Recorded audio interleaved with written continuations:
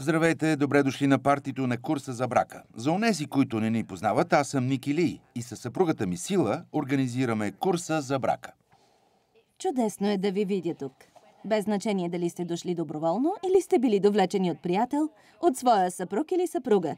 Надяваме се вечерта да ви хареса. Искаме да започнем, като ви разкажем малко за себе си. Женени сме от над 30 години и като повечето семейни двойки открихме колко сме различни. Например, аз действително обичам да говоря.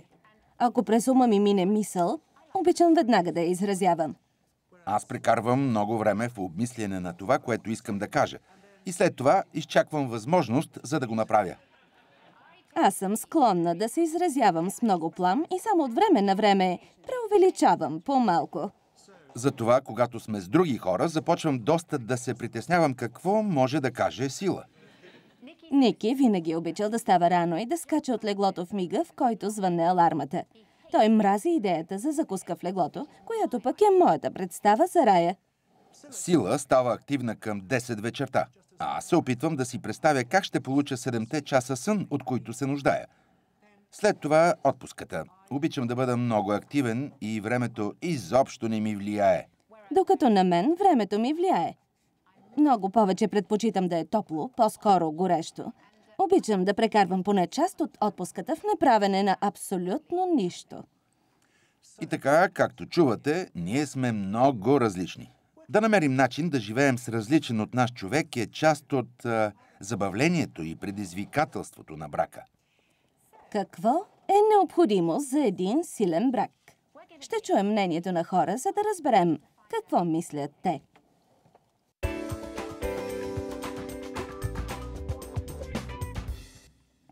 Факторите, които допринасят за здравия брак, са доверието, комуникирането и смеха. Доверието и честността. Честността. Доверие. Добрият секс. Вярност. Общи цели. Доверие и честност. Ако нямате това във взаимоотношенията си, тогава не си заслужава да ги продължавате. Доверие. Попадение. Любов.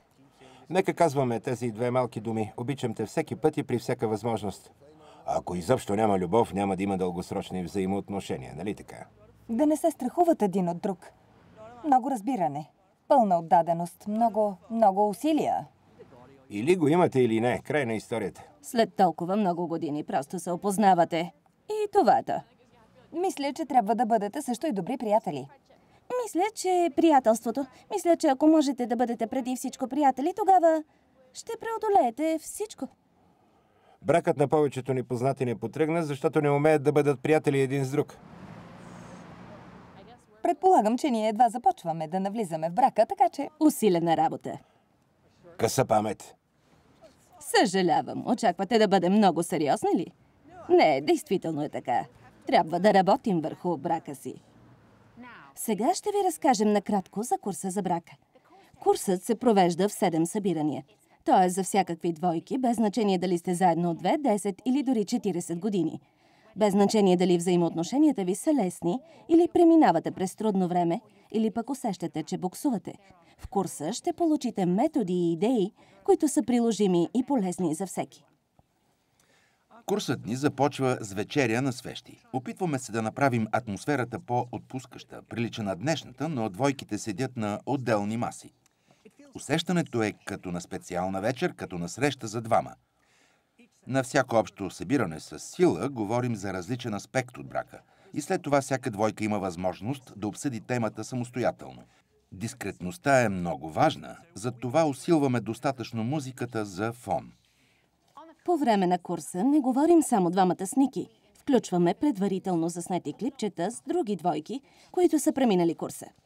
Наричаме ги нашите диванени двойки. Ако сте гледали, когато Хари срещна Сали, ще разберете какво ни е вдъхновило, макар че нашите двойки са малко по-енергични от възрастните двойки във филма.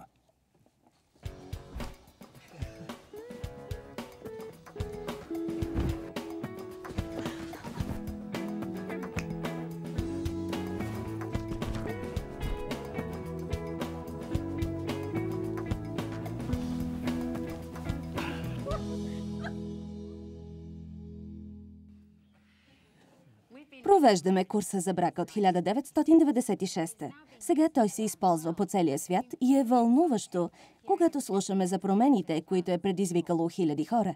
Попитахме няколко семейни двойки какво са взели от курса. Харесва ми, че мога да говоря. Никой не ме прекъсва, просто си говорим и си изслушваме. Красиво е. Много ми харесва факта, че можахме да вечеряме заедно.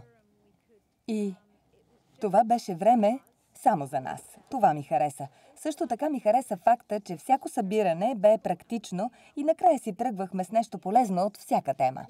Според мен някои хора погрешно смятат, че курсът за брака е за двойки, които имат трудности. Открихме, че е точно обратното. Въпреки че имахме силен брак, беше идеална възможност да дойдем и да се включим в този курс. Да поговорим по време на упражненията, докато сме в силна позиция, да разгледаме различни неща, които могат да породят трудности в бъдеще. Ето какво ми се иска. Хората да знаят за този курс. Не е определен за момент, в който бракът не върви. Насърчава ни да инвестираме в него предварително. Предоставя ви възможност да спрете и да помислите, да поговорите един с друг за взаимоотношенията си. А това е нещо, което често остава в страни в напрегнатото ни ежедневие. Атмосферата на курса за брака беше отлична. Особено като си има предвид, че съм вътрешен дизайнер.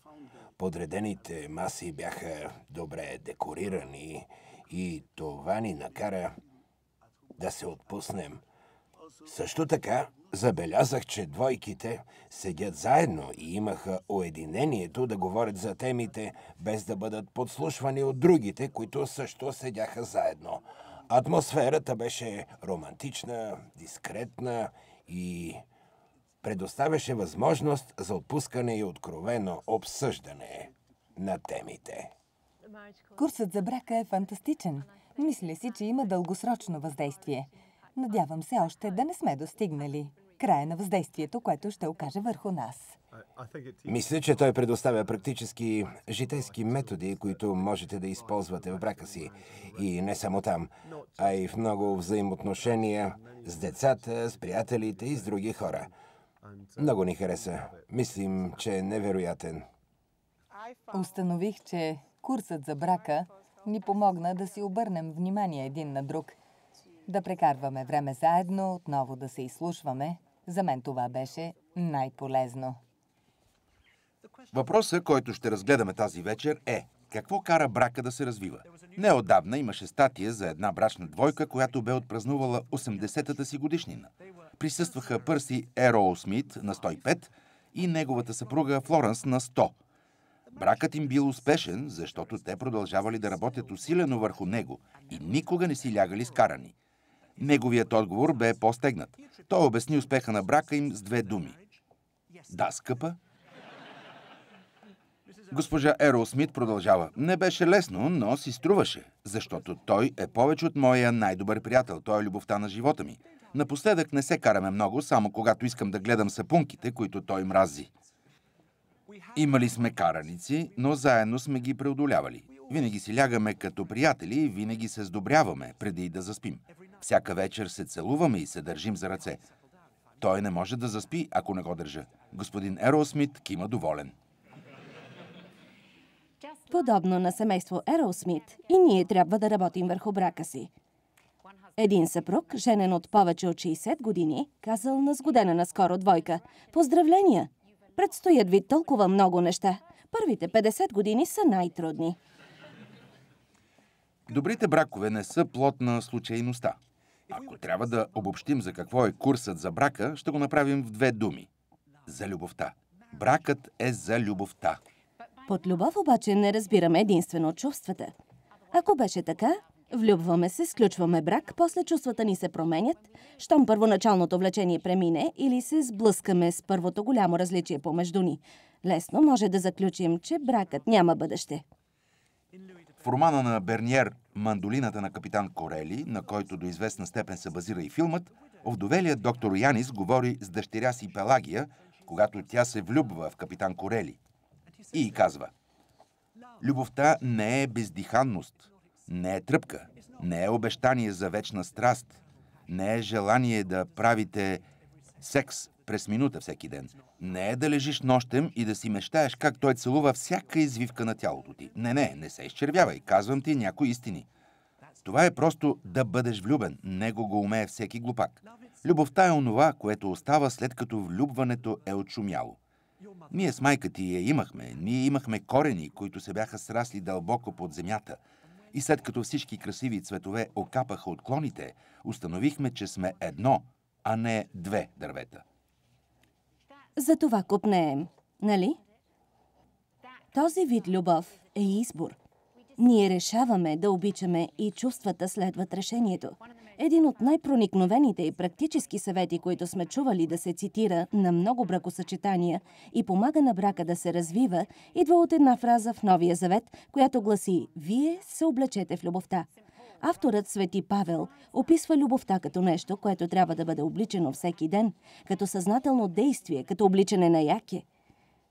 Сега искаме да разгледате 3 практически начина, по които можем да облечем любовта в нашия брак. Обсъждаме ги в курса за брака. Първият начин, по който обличаме любовта, е като си отделяме време. Ако си припомним момента, когато сме се събрали, мнозина ще признаят, че сме прекарвали много време заедно. Имали сме недостъпен свят, който е бил само за двама ни. Когато сключим брак, можем да изгубим това много лесно и бързо.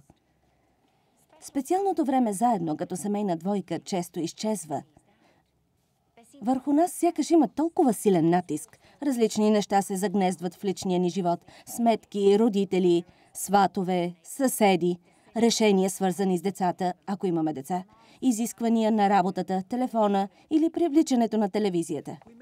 Вероятно всички знаем, че трябва да си отделяме време. Възможно е да искаме да го правим, но въпреки това може да ни е трудно да променим навиците си.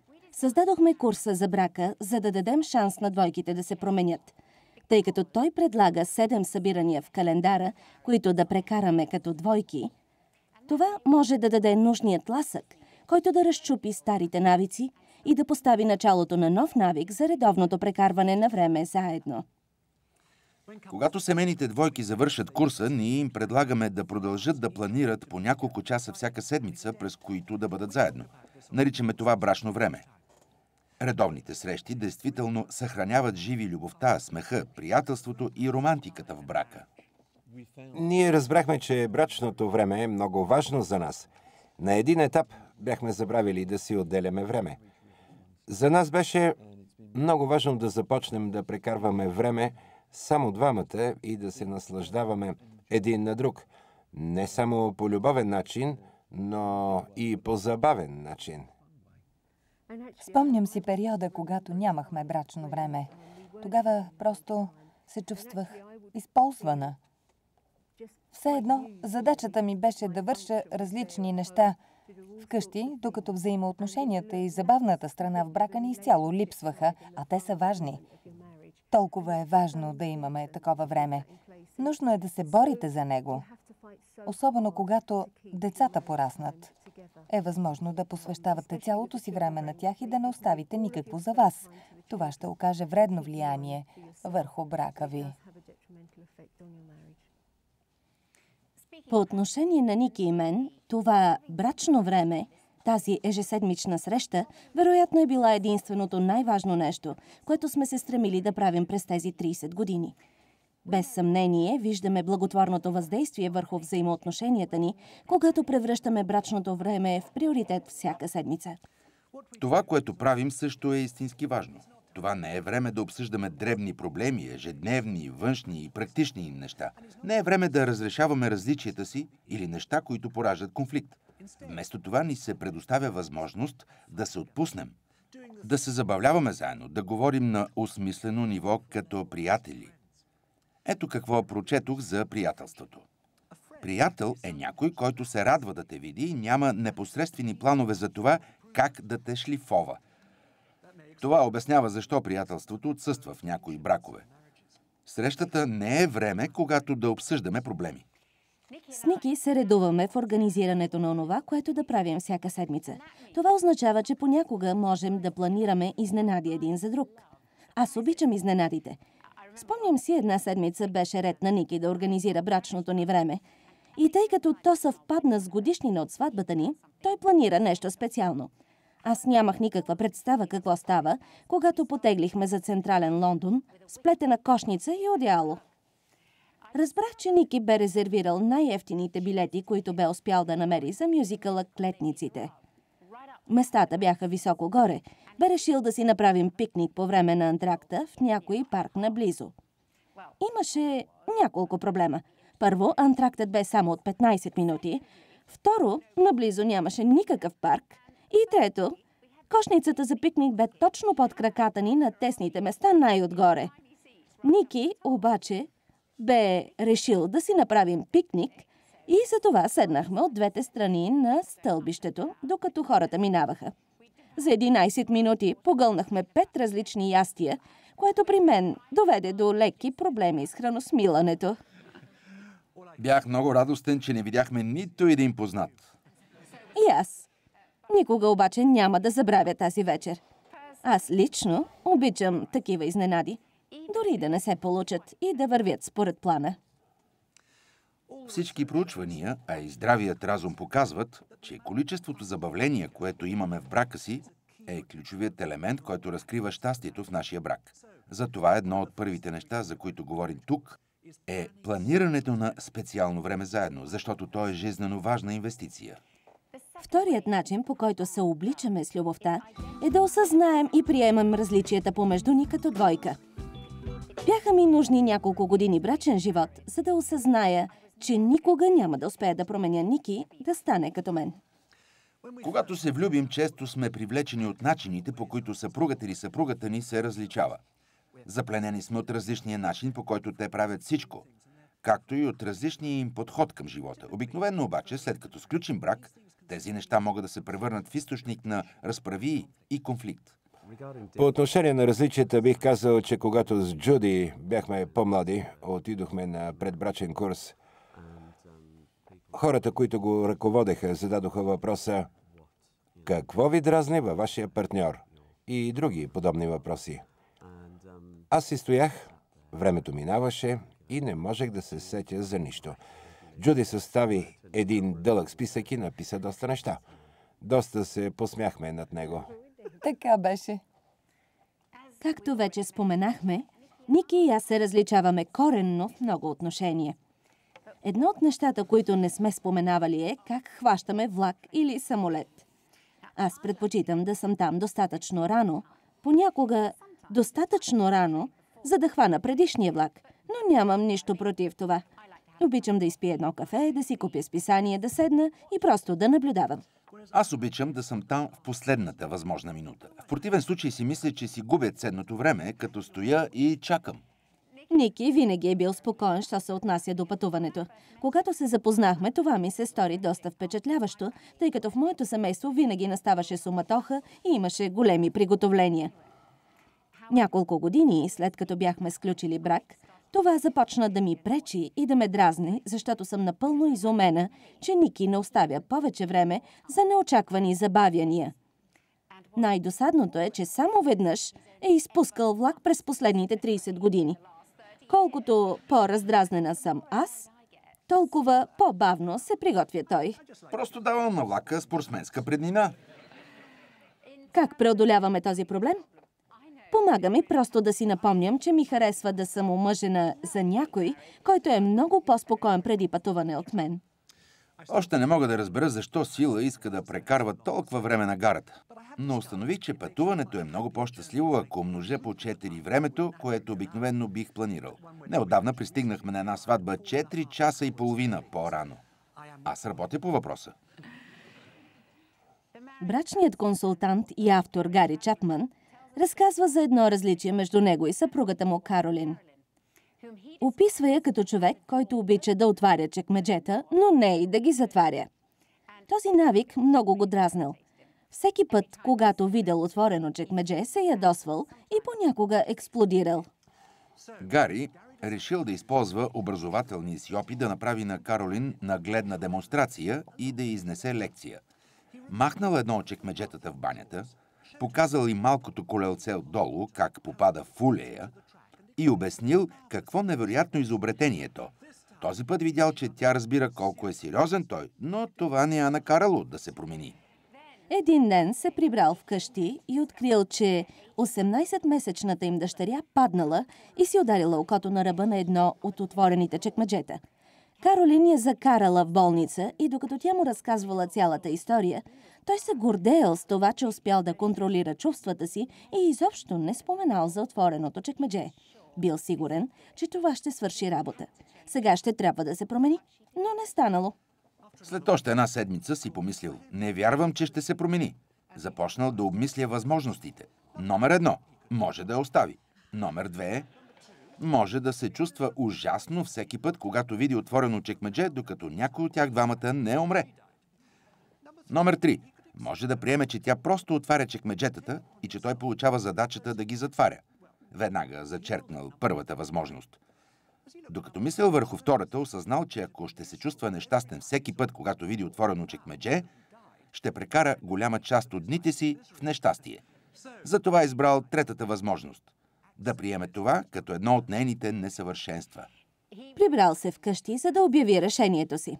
Каролин, нали се сещаш за онова нещо с чекмеджетата? О, Гари, моля те, не подемай отново тази тема. Той казал, не, намерих разрешение. Няма да ти се налага никога повече да ги затваряш. Ще приема това като една от моите задачи.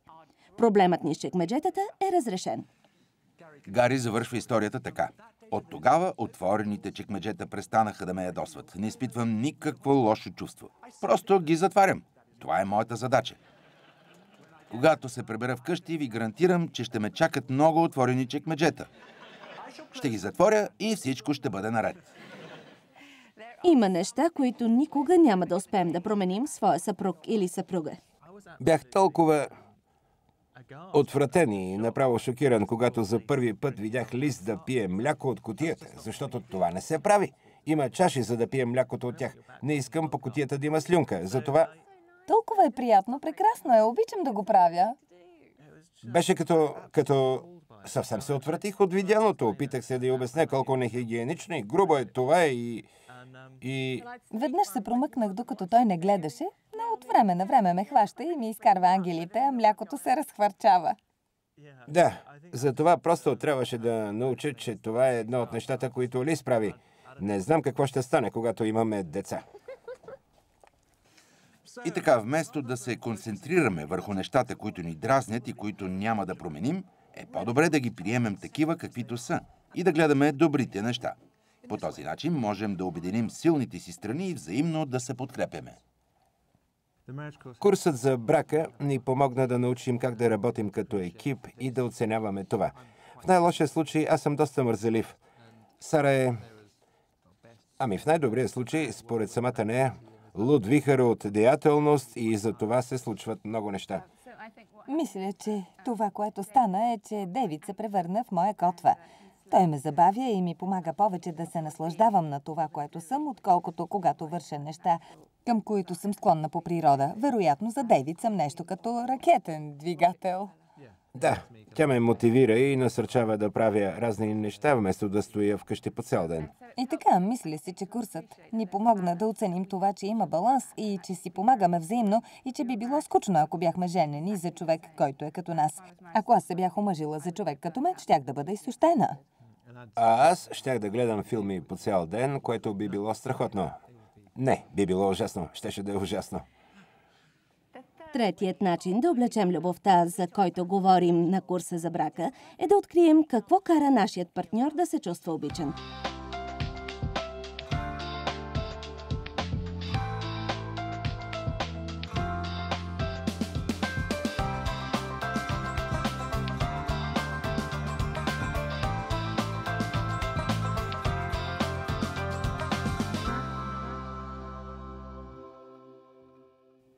Клиничният психолог Джудит Уолърстайн, която прекарва дълги години в проучване на това, което гради щастлив и траен брак, пише следното. Различни неща карат отделните хора да се чувстват по-добре. Някои се нуждаят да говорят, други предпочитат да бъдат сами. Трети се нуждаят да бъдат изслушвани веднага, четвърти се нуждаят от време, за да си подредят мислите. Това, което е обидно за едни, за други може да бъде удовлетворяване на тяхната потребност. От изключителна важност е и двамата партньори да знаят какви стратегии помагат на другия, за да се справя с стреса. По време на курса разглеждаме 5 начина, по които хората се чувстват обичани. Гари Чапман ги нарича 5 езика на любовта. За някои това става чрез думите, които им се казват. За тях означава много, когато им се каже, че са специални, когато получават комплименти. За други това става във времето. Те се чувстват най-обичани, когато партньорът им отдели специално време да бъде с тях. За трети това става чрез допир. Физическият допир е особено важен за тях, за да се чувстват обичани. За четвърти е, когато получават подаръци, които действат като визуални символи, че съпругът или съпругата им мисли и се грижи за тях. За пети това става чрез действия, които партньорът им прави за тях. Те ги карат да се чувстват обичани.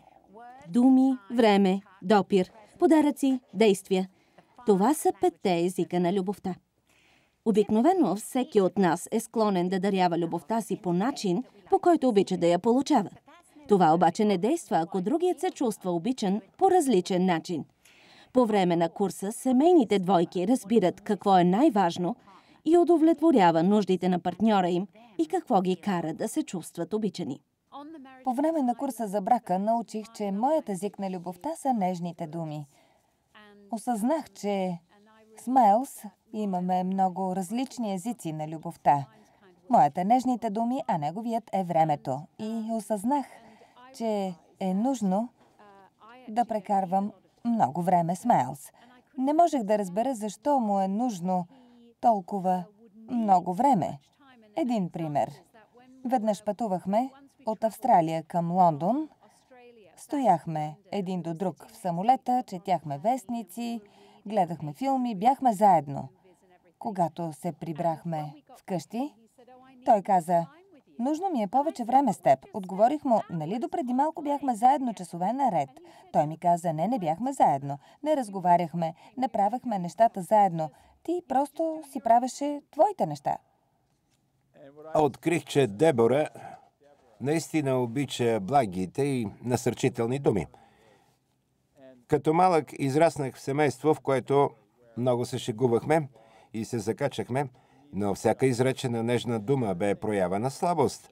Затова ми беше изключително трудно да казвам насърчителни думи. Научих това на курса за брака и започнах с нещо лесно, като: "Скъпа, изглеждаш прекрасно днес." За мен беше много важно просто да го кажа. Сега започнах да казвам по-сложни неща, като например: "Оценявам факта, че тя пазарува и прави толкова много за мен." Курсът за брака е много практичен. Той изгражда нови навици и предоставя методи, които ни помагат да поддържаме брака си здрав. Основава се върху християнското разбиране за любовта, но курсът е подходящ за различни двойки. Много от участниците в курса не ходят на църква и не биха се определили като християни. Също така приемаме на курса и хора, които не са семейни, но живеят заедно от години. Той е полезен и за тях. Курсът за брака е възможност да инвестираме в взаимоотношенията си и да не възприемаме бъдещето за даденост. Спомням си как брат ми, който е фермер и много практичен човек, казваше, че бракът е като кола. По-добре да минава редовно на преглед, отколкото да се счупи. Курсът за брака е възможност да прегледате нивото на брака си. Вероятно сте изминали 1000 мили, което е към 2000 км и е време да смените маслото, или сте минали 5000 или 10 000. Възможно е да сте достигнали времето за основен преглед. Добре е редовно да преглеждате колата си. Това я поддържа в добро състояние. По същия начин има добри навици, които трябва да си изградим, за да може взаимоотношенията ни да вървят. Искаме да чуете още няколко брачни двойки, които са преминали курса. Те обясняват защо са се включили и какво са преживели. Женени сме от 10 години и се включихме, защото си мислехме, че имаме добър брак, но искахме да инвестираме още време в него. Искахме да се опитаме да направим брака си още по-добър. Първоначално не исках да ходя на курса за брака, защото си мислех, че ще бъде едно от онези неща, на които се събират много хора и си говорят за личния живот. Не обичам това, пазя личното си пространство. Бяхме женени от 5 години, когато се включихме в курса и мисля, че попаднахме на добро място. Търсих възможност да задълбочим взаимоотношенията си и бях осъзнал, че не сме достигнали съвършенство. Предполагам, че съм очаквал курсът за брака просто да ни покаже към какви области, нали разбирате, мога да тръгна. Ние дойдохме на курса за брака, защото най-общо казано бяхме на ръба да се разделим и това беше последното нещо, което можехме да опитаме, за да спасим брака си. Да, аз бях скептично настроен, но си помислих, заедно сме от толкова време, струва си да го направим. Очаквах с нетърпение 7-те или 8-те събирания. Колко бяха? 8. Да, 8 събирания с предварително уредена детегледачка и време, което да прекараме само двамата. Знаем, че има още много да учим един за друг, както и много неща, които да подобрим. Просто се надявахме да направим именно това, да научим повече един за друг и да чуем някои нови идеи. Мисля, че наистина научихме доста повече. Права си, има още толкова да учим. Мисля си, че можем да го направим отново и да научим още. След като курсът започна, бяха разгледани проблеми, които дори не осъзнавах, че съществуват. Атмосферата и подредбата бяха толкова приятни. Всичко изглеждаше толкова интимно и уютно, когато влязохме. Нямахме представа какво да очакваме. Залата беше слабо осветена, имаше музика, свещи на малки маси, които бяха на достатъчно разстояние, за да можем да спорим тихо, без някой да ни чуе. На мен също ми хареса уединението. Масите бяха подредени така, че да си говорим задълбочено. Бях приятно изненадан от формата и стила на курса, защото предполагам, че очаквах нещо някакси по-тежко. Все едно, че имах най-доброто от двата свята, почти като вечеря за двама в ресторант в романтична атмосфера. Освен това, имаше фокусирани дискусии и въпроси, които можахме да обсъждаме спокойно. Това наистина ме успокои. Не знам дали очаквах да обсъждаме някои неща в група, но бях истински изненадан, че, нали се сещате, ще седим на маса само двамата, без надзор. Помислих си, че това е страхотно. Започнахме курса без да очакваме големи промени. И двамата си мислехме, че имаме сравнително добри взаимоотношения и бяхме щастливи. Най-интересна за мен беше вечерта за прошката, защото се чувствахме доволни и свободни. Появиха се някои проблеми, които не бяхме очаквали, но ги преодоляхме. Открих, че аз и Джун комуникираме по напълно различни начини. Беше полезно да разбера как комуникира тя и как общувам аз. Сега, когато говорим или щом се случи нещо, знам точно как да подходя и как да преодолявам проблемите. Това е. Да, така е. Преди той отговаряше с по една сричка. Неговият начин за преодоляване на конфликти бе: преодолей го, продължи напред и го разреши. За мен това бе като плесница. Една насам, една от другата страна. Той се научи да бъде малко по-чувствителен, когато комуникира с мен. И по-нежен. И по-нежен. Аз научих, че и Ерик е доста чувствителен. Изобщо не мислех, че може да е такъв. Курсът промени много неща в нашите взаимоотношения. Поставяме другия на първо място и работим върху взаимоотношенията си. Учим се да прекарваме време заедно и да споделяме един с друг. Учим се всеки да бъде фен номер едно на другия. Това е много забавно. Страхотно е. Мисля, че разбирането как всеки дава и получава любов бе много важно. Също така разговорите, свързани с разрешаването на конфликти, бяха добри. За мен е много по-лесно да се извиня, когато трябва, а сега го правя много по-рано. И още нещо. Възможността всяка седмица просто да бъдем заедно за по няколко часа и само да си говорим, да учим толкова много неща един за друг и след това да продължим същия дух през седмицата, бе чудесна. Станах кречетала. Да, сега ни стана навик да обсъждаме всичко. Курсът за брака ми повлия, след като осъзнах, някои от нещата, които аз трябва да променя, вместо винаги да се съсредоточавам върху нещата, които сам трябва да промени в себе си. Той винаги казва, че е мъжът и преди му казвах нещо от сорта: ако ще градиш този брак, ако този брак ще става по-добър, тогава го направи и ти.